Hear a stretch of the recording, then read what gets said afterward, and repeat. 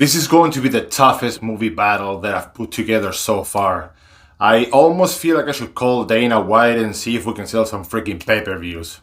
That's f***ing illegal. Hey guys, welcome back to the Silver Motion. As always, thank you so much for your support.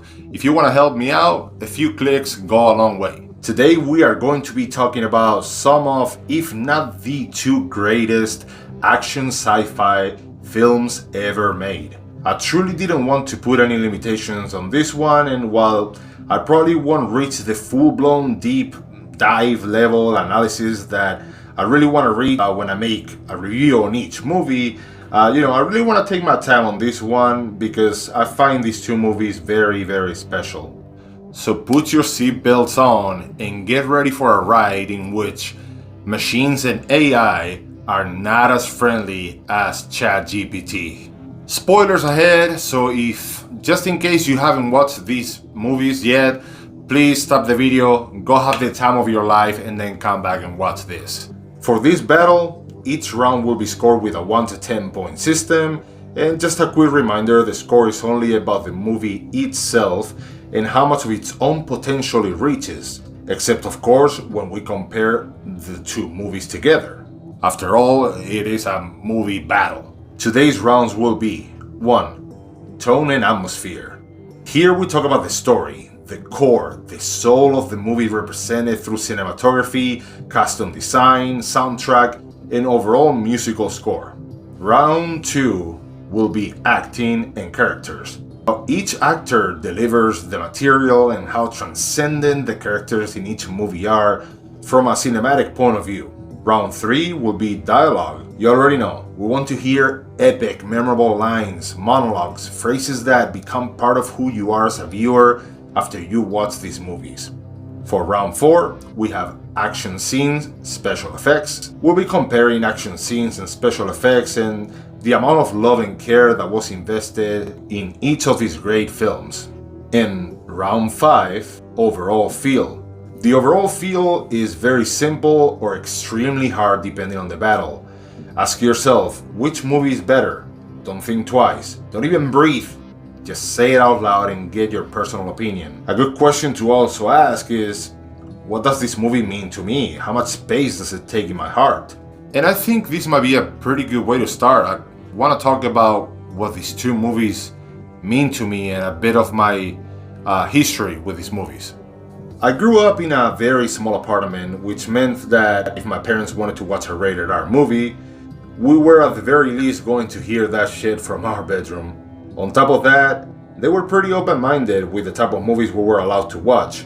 We could watch any movie that didn't have anything too extreme, anything too explicit, But this is really a good example of a movie we used to watch since we were very young. I mean, I'm pretty sure I had to be no older than 7 when I watched Terminator 2 for the first time. If I remember correctly, there was only a few scenes that, my parents would be like, close your eyes, and, Okay, you can open them. Close your eyes. Okay, you can open them. Terminator 2 was a very special movie for me growing up, and to this day, it's a movie I watch at least once a year. I remember having the little toys and everything, and even like a Arnold Terminator figure, that it was like this, and you could press in the back, and this was in Spain, so instead of saying hasta la vista baby, which is like the catchphrase here, in the Spanish version we didn't use hasta la vista baby because he was already speaking in Spanish, they would dub it, so he would say sayonara baby, so he would use the, I believe, Japanese version. But yeah, we would have a great time playing with the toys and recreating the movie after every time we would watch the movie. Now let's talk a bit about The Matrix. When my brother and I watched this movie, it changed our freaking way of living, I'm telling you. Talk about two kids trying to replicate the fight choreography in the middle of our tiny bedroom. And listen, I'm not trying to be cocky here. If it was garbage, I'd be telling you. With all honesty, I'd be telling you. But our fights were pretty dope, man. We'd say the same phrases, and of course, within what we could do physically as a couple of kids, we would definitely put in the work and learn all the moves the best we could, and man, we had a blast. If he was here, I'll definitely do a little funny skit with them for all times. Unfortunately, my brother lives about 134,000 miles away from here in Neptune, so that's going to be impossible this time. I miss you, bro. Alright, and now after that little personal take on each movie and my experience, let's get to the battle. Round number 1, tone and atmosphere. Now let's talk about the meat and potatoes of each film. Terminator 2 is definitely a more digestible story. At its surface, it can be quite simple. A war between humans and machines is taking place in the future. Both humans and machines have somehow figured out time travel, and each party is sending a Terminator back in time. One of them to kill the leader of the human resistance, John Connor, and the other is sent to protect him.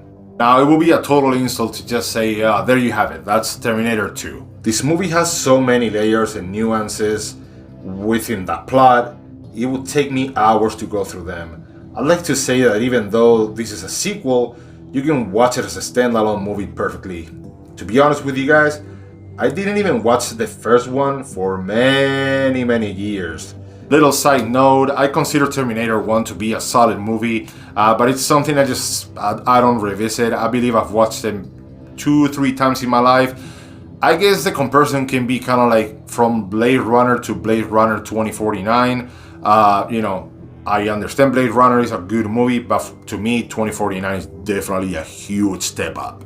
One of the many layers within Terminator 2, and the main one that I'll choose to focus on today, is the relationship between the machine and John Connor. John never even met his father because he died during the events of the first movie, and his mother is in a mental institution. He lives with his foster parents, but you can tell he's totally missing that father figure, someone to look up to and see as your hero. Enter Arnold Schwarzenegger as the T-800. With this Terminator, John Connor not only finds a protector, as Sarah Connor explains, watching John with the machine, it was suddenly so clear. The Terminator would never stop. It would never leave him. And it would never hurt him, never shout at him or get drunk and hit him or say it was too busy to spend time with him. It would always be there, and it would die to protect him. Of all the would-be fathers who came and went over the years, this machine, was the only one who measured up. Let's just say that watching their relationship evolve through the movie is a gift to us, the viewers. And just like the movie Blade Runner 2049, this movie truly pushes the boundaries of what it means to be human. Matrix, on the other hand, can be a bit more complex and harder to wrap your head around, especially when it came out. As a matter of fact, Lawrence Fishburne, who played Morpheus, found the movie to be too smart to ever be made, even though he just didn't understand why so many actors seemed to find the script confusing. I guess, at its surface, The Matrix is a future in which humans lost the fight against machines. Now we are grown and kept in pods, used as energy source for the machines, while we are in a state of constant dreaming, quote unquote. You believe you're living a normal life, but in reality, you're just asleep, being nothing but a freaking protein shake for the machines. Now, some humans are free from being trapped in this digital dream world called the Matrix, and they try to free others to slowly repopulate and grow their numbers. Many of these humans who are unplugged believe in the prophecy. Now, the long story short on the prophecy is that someone in the Matrix, a human, will be the one to take control of the Matrix and free the humans. Morpheus and his team are trying to find the one, played by Keanu Reeves. They find them not knowing for sure if he is indeed the one or not. But just like Terminator 2, this is only scratching the surface of what the Matrix is. Coming back to Terminator 2, it has a gorgeous musical score written by Brad Fiedel. And man, this freaking guy knew exactly how to create music that is fully charged with apocalyptic tones, machines, war, and then takes that and somehow mixes it in a way that it's charged with all this human emotion. Ah man, this musical score is so freaking beautiful. It's almost as if the music represents a war, but Not a war between machines and humans, a war between despair and hope. Then you throw a little bit of Guns N' Roses with the track You Could Be Mine, and boom, nothing else is needed in the department. Now for The Matrix, we have a seamless, breathtaking mix of extremely powerful musical score by Don Davis and a bunch of cool bands coming together to create one of the coolest soundtracks out there. The remix of Rob Zombie Dragula, Spike Break by the Propeller Heads, the unforgettable Club to Death by Dob Dugan, Rage Against the Machine with the ending scene,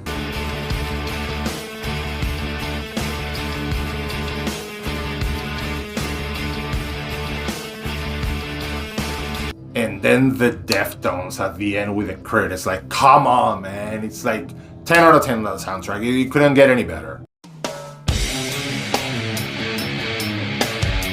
Let's talk about the overall look of these movies. And I'm not talking about special effects yet. I'm just talking about, how these films look like during a casual scene. When it comes to the Terminator, if you compare it to its contemporaries and what came before, I did find a few movies with a similar look. Again, I'm not talking about the action scenes or special effects here, just the casual look of the movie. It is important to note that I still see it ahead of 99% of movies that came out around that time in regards to how crisp this movie looks. Now here comes The Matrix. Without a doubt, a movie with an extremely recognizable look from beginning to end. I also believe when it pertains to the way the characters dress, it takes it a few steps further than Terminator. While Arnold is dressed up as the coolest biker you've ever seen, and wears sunglasses, The Matrix took that and literally created a whole culture around it. When The Matrix came out, every movie wanted to look like The Matrix. Everyone just wanted some cool leather and sunglasses. Movie and people also. And with that, ladies and gentlemen, we are going to close this round. For Terminator 2, 10 out of 10. For The Matrix, 10 out of 10. And now, round number 2, acting and characters. Man, we're just now getting to round 2. Very exciting time. When it comes to The Matrix, we have many great actors and performances that definitely rival Terminator 2 nicely. When I think of The Matrix, I do think of a bigger cast, a bigger team, because at its surface, when I think of Terminator 2, Arnold, his presence and his relationship with John Connor, played by Edward Furlong, are definitely the first thing that comes to my mind. But the more you think about it, the more you can draw similarities between both movies and their characters. Neo and Morpheus, John Connor and the T-800, Agent Smith, the T-1000. How they are both threats you aren't supposed to fight. You're supposed to literally run and hide from them because they're stronger, faster, and smarter than you. But eventually, you'll have to face them, which couldn't happen without these two badasses. Dodge this. Get out of the way, John! John! Shoot!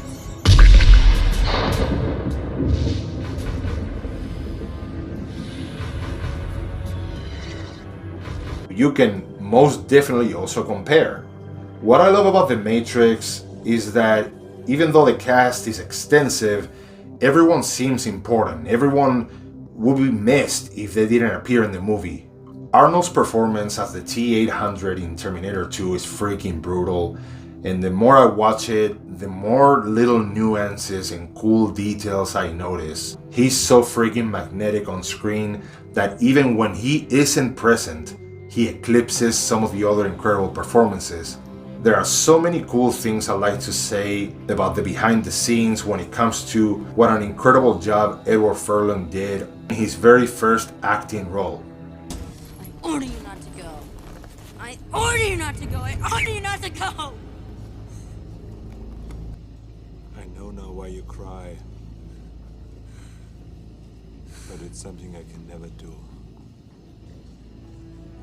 When it comes to Linda Hamilton and her Oscar-worthy performance, Naked without me.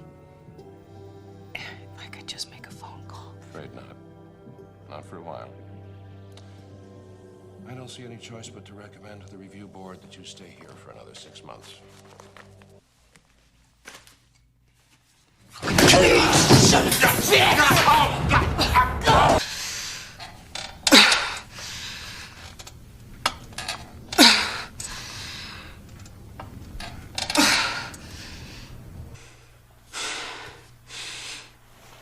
Good morning, Dr. Silberman. How's the knee? I hurt. Look at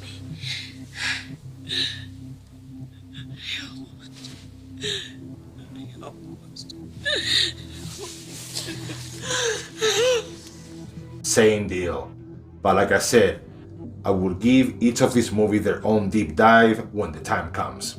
Keanu Reeves will go down in history as one of the greatest physical actors to ever make it to the big screen, and this movie is just one of many examples. But we have two dudes here that elevate the movie to the next level and create characters that, in my honest opinion, are even more memorable and more important than the one himself from a cinematic point of view.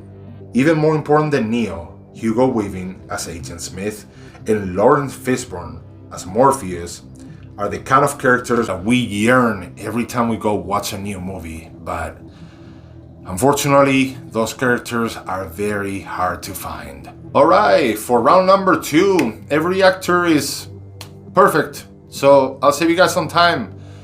Both movies get a 10 out of 10 again. Round number 3, dialogue. You want memorable dialogue, monologues, cool phrases that will stick with you forever and honestly have shaped and influenced our society since they came out? You've come to the right place, because with The Matrix and Terminator 2, there's quite a bit of that. You're here because you know something. What you know you can't explain, but you feel it. I need your clothes, your boots, and your motorcycle. Send 2 units. They're bringing her down now. No, Lieutenant, your men are already dead. What's the dog's name? Max.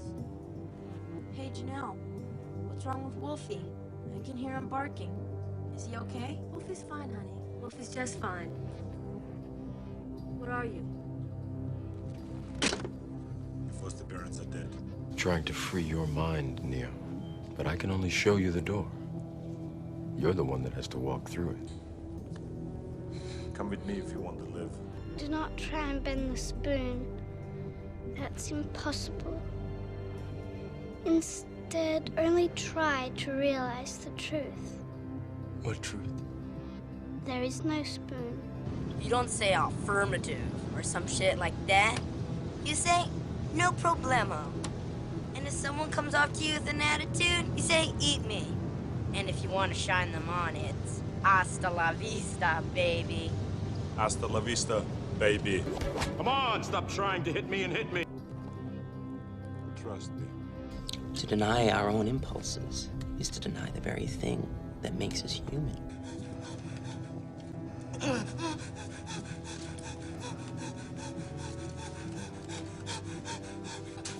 I don't know how much longer I can hold this. You take the blue pill. The story ends. You wake up in your bed and believe whatever you want to. You take the red pill. You stay in Wonderland. And I show you how deep the rabbit hole goes. Hasta la vista, baby. All that we're asking in return is your cooperation in bringing a known terrorist to justice. Yeah. Wow, that sounds like a really good deal. But I think I got a better one. How about I give you the finger, and you give me my phone call? This right here is where many movies today miss the mark. It's almost as if they believe that all we care about is the CGI and the explosions and, I don't know. Every great action movie always comes with a solid story filled with great characters that you fall in love with because because of how they act and what they say. The dialogue and how it's delivered carries so much weight in these two movies. I'd say this is probably some of, if not the most essential part of the movies. It is the heart of these films that made them the unforgettable masterpieces that they are. Just as important as what we'll find in the next round. But before we get to the next round, let's get to the score for round number 3. And again, guys, it's a 10 out of 10 for both movies. And I know by now you're starting to see a pattern, but, stay with me here. And here we go with the championship rounds. Round number 4, action and special effects. I guess if you asked around, most people will say that the action and special effects of these movies are the driving force of what made them so huge. When Terminator 2 was released back in 1991, people had never seen anything like it when it comes to its groundbreaking visual effects, particularly in the area of computer-generated imagery, CGI. Before Terminator 2, the closest thing that we had to that, it was actually in another James Cameron movie called The Abyss. Side note, The Abyss is a really cool movie that probably many of you have never heard of. It went under a lot of people's radar. It's one of those, I won't tell you about it, actually just go watch The Abyss. It's a very unique and cool movie. But with Terminator 2, director James Cameron took a significant step further, introducing the use of morphing technology, which allowed for seamless transformations between characters and objects. Now, 1999, The Matrix revolutionized the whole action genre with the bullet time technique, which is pretty insane when you learn about how it's really done. It involves a ton of cameras interlinked with each other, in sequence, in a certain position around the scene, and then each camera takes a picture milliseconds before the next while the action is taking place in real time. When I first got to see the behind the scenes of how this effect is made, I would have never in a million years guessed that that is how they made it happen. While both Terminator 2 and The Matrix improved everything that came before them, in terms of CGI, they truly shine in the fact that they both incorporated practical effects like animatronics, miniatures, and physical props, which was definitely part of their success. While both movies have moments that are extremely far from what can be achieved in our world, they always have a very realistic feel to them. Very tangible, very raw, visceral. It's almost like you can smell certain scenes. Results for this round, you guessed it, 10 out of 10 for both once again. We're going to do a bonus round. Before the final round, I'd like to add something that, it has nothing to do with the final score at all. But let's talk about these movies' trailers. This might be the only round in which we'll see a substantial difference. Again, it doesn't really count for my final decision, but I gotta get it out of my chest. I think a lot can be attributed to the fact that both of these movies came out in the 90s, and trailers back then were a bit cheesy. But if you look at Terminator 2 trailer and compare it to The Matrix, it's I don't know, man. The Matrix trailer was just perfect. It was perfect because you had no idea what you were in for. Even when you went to watch the movie, the first time you start watching the movie and you don't even know, you're like, is this a superhero movie? What is this? What am I watching? You truly didn't know. But when it comes to Terminator 2, in my opinion, they completely fucked up with the trailer. And I really kind of wanted to put together my own trailer because I believe there's a twist that could have happened that would have blown everyone away. I need your clothes, your boots, and your motorcycle. 29-year-old female diagnosed as acute schizoaffective disorder. She believes that a machine called a Terminator was sent back through time to kill her. My son, he's in great danger. Are you the legal guardian of John Connor? What's he done now? There was a guy here this morning looking for him, too. Yeah, a big guy on a bike. I wouldn't worry about him. Deck the here. Kill us all!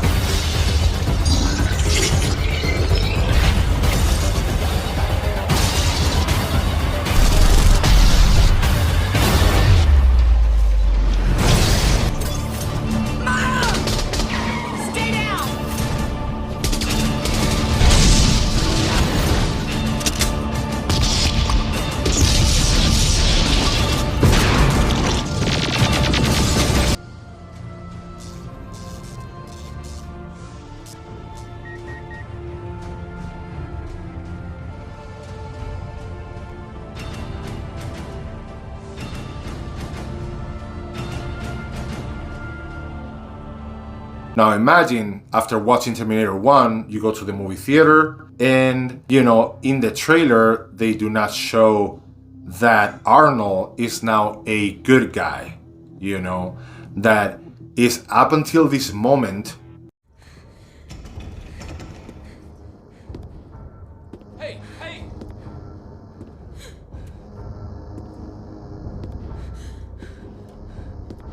Get down. That you find out that he is here to save John Connor instead of killing him.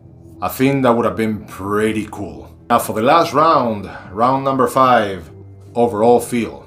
And here we go again, guys. You know, I'll save you some time. This is another 10 out of 10 for both movies, but I promise you I am going to tell you which movie I like better. I truly just wanted to let you know that when I asked myself that question in my mind, which movie is better, I just couldn't truly say which one is a better movie. I couldn't, but I can tell you which movie I like better. And the movie is The Matrix.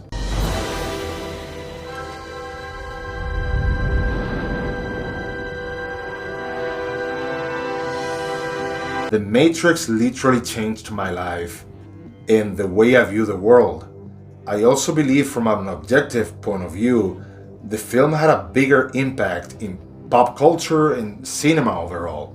On the same note, I would like to add that if you were to ask me which movie will be more relevant 100 years from now, I do believe The Matrix is the one. If you're looking for a mature action sci-fi film that will make you question your own reality, The Matrix is the greatest of all time. Guys, as always, thank you so much for your support. This is the... What is going on out there?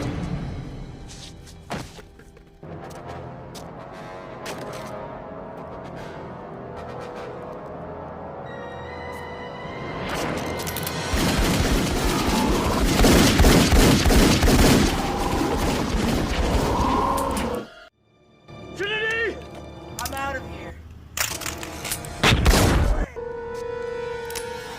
Only human. Dodge this.